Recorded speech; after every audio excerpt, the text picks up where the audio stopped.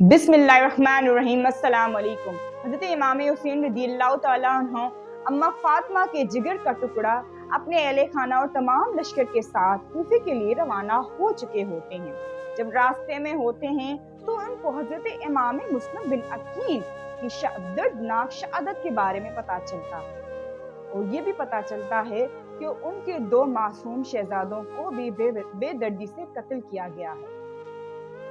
इमाम हुसैन को बहुत अफसोस होता है, लेकिन वो अपना रास्ता नहीं रोकते। आगे चल के उनको एक शाहिर मिलता है जो कि अहले बैत से बहुत मोहब्बत रखता है। वो भी उनको हज़रत मुस्लिम बिन अकील की शहादत के बारे में बताते हैं, लेकिन इमाम हुसैन नहीं रुकते। यहाँ तक कि बीबी सकीना पूछने लगती है कि आखिर क्या माजरा है, आप क्यों नहीं रुक रहे? तो इमाम हुसैन फरमाते हैं कि रात मेरे ख्वाब में नाना जान आए थे और उन्होंने कहा था कि हुसैन, अगर आज तुम रुक गए तो जुल्म के खिलाफ कभी भी कोई आवाज़ नहीं उठाएगा।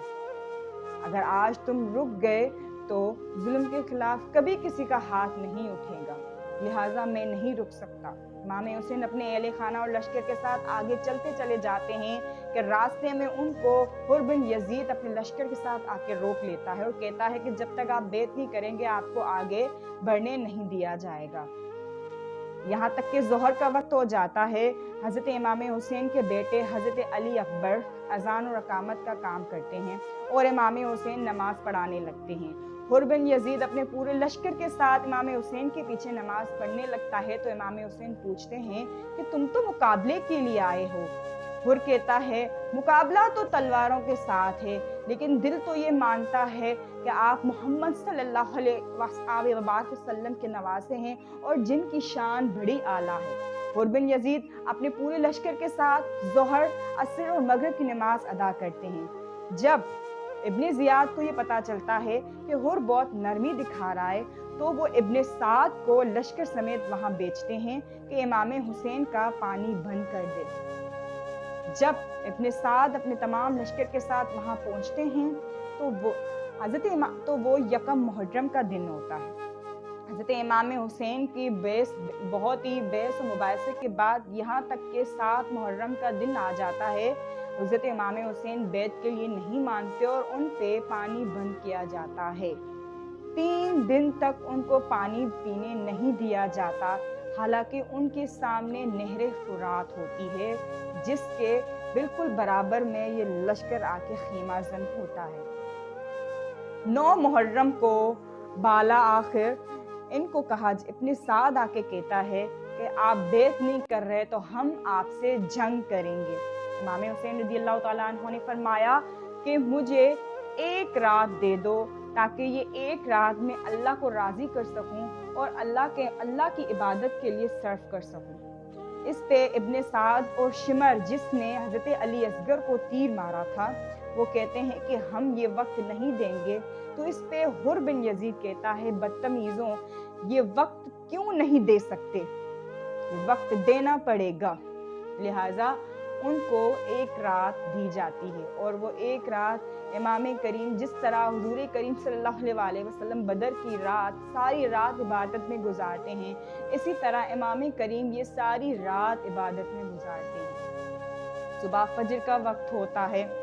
सुबह 10 मुहर्रम फजर के वक्त अजान के बाद नमाज पढ़ी जाती है और हज़रत इमाम हुसैन रज़ियल्लाहु तआला अन्हु तपती रेत पे नमाज फजर अदा करते हैं और दूसरी रकात में सूरह शम्स की तिलावत करते हैं। वो ऐसी तिलावत होती है कि पूरे करबला में उसकी आवाज़ें गूंजने लगती हैं और हुर बिन यजीद को ये आवाज़ सुनकर उसके दिल पे इतना असर होता है कि वो दोबारा कहता है कि तुम लोग किससे जंग कर रहे हो? क्या तुम लोगों ने सुना नहीं कि ये वो हुसैन है जिसको हुजूर करीम सल्लल्लाहु अलैहि वसल्लम अपने कंधों पे बिठाते थे?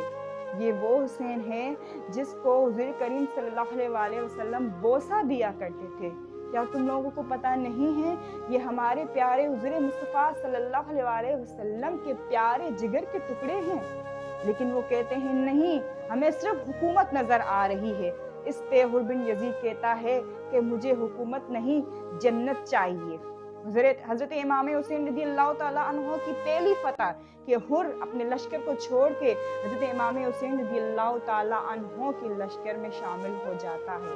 और ये वो पहला शख्स होता है जो कि हजरत इमाम हुसैन रज़ी अल्लाह ताला अन्हो के लिए सबसे पहले अपना सर कटाता है। सबसे पहले मैदान में हुर बिन यजीद ही उतरता है। जब हुर बिन यजीद के बाद तमाम ऐसे नौजवान और जुर्रात और शुजात से आते हैं, जिसमें हज़रत कासिम जो कि 16 साल का हज़रत इमाम हसन अलैहिस्सलाम का बेटा है, और हज़रत इमाम हुसैन उसको इजाज़त नहीं दे रहे होते हैं, तो इमाम कासिम उनको अपनी बाजू में एक तावीज़ बंधा होता है, वो दिखाते हैं कि मेरे अब्बा हुजूर ने कहा था कि जब मेरे भाई पे कड़ा वक्त आए तो उसके आगे आगे रहना, और ये तावीज़ खोल कर देखना, तुम्हारी परेशानी दूर हो जाएगी। जब उस तावीज़ को खोल के देखा जाता है तो उसमें लिखा होता है कि जब इमाम हुसैन पे कड़ा वक्त आए तो सबसे आगे आगे तुम रहना और ख़ुद को उनके आगे कुर्बान कर देना। इमाम हुसैन जब ये तावीज़ देखते हैं तो उनकी आंखों में आंसू आ जाते हैं और इमाम कासिम को वो मैदान करबला में जाने की इजाज़त दे देते हैं। इमाम कासिम जब मैदान करबला में उतरते हैं तो 19 बंदों को एक ही वार से ख़त्म कर देते हैं। सुभान अल्लाह, क्या शुजाअत थी, क्या हिम्मत थी, क्या हौसला था। 3 दिन से प्यासे हैं, फिर भी आप हिम्मत की दाद दें कि क्या हिम्मत थी उनकी। उसके बाद जब वो घोड़े से गिरते हैं तो बीबी ज़ैनब पीछे पर्दे से देख रही होती हैं और कहती हैं कि भाई, हमारे भाई की निशानी इमाम कासिम घोड़े से गिर गया है, आप उसको उठा के ले आए। उनके कंधों पे तीर लग चुका है। वो उनको उठा के ले आते हैं और उनकी आंखों में आंसू आ जाते हैं, उनको बोसा देते हैं और इमाम कासिम शहादत का जाम नोश कर लेते हैं। उसके बाद इमाम अली अकबर जाते हैं जो कि इमाम हुसैन के बेटे और 21 साल के होते हैं।